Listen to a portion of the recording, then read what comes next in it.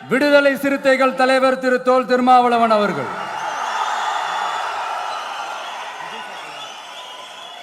அவங்களால இன்னைக்கு வர முடியாம போச்சு.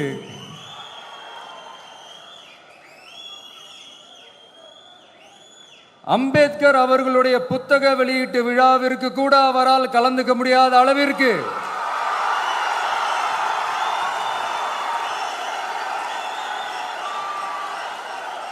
கூட்டணி கட்சிகள் சார்ந்து எவ்வளவு பிரஷர் இருக்கும் என்று என்னால் யூகிக்க முடிந்தாலும் நான் இப்ப சொல்றேன், அவருடைய மனசு முழுக்க முழுக்க இன்னைக்கு நம்மளோட தான் இருக்கும். நன்றி, வணக்கம்.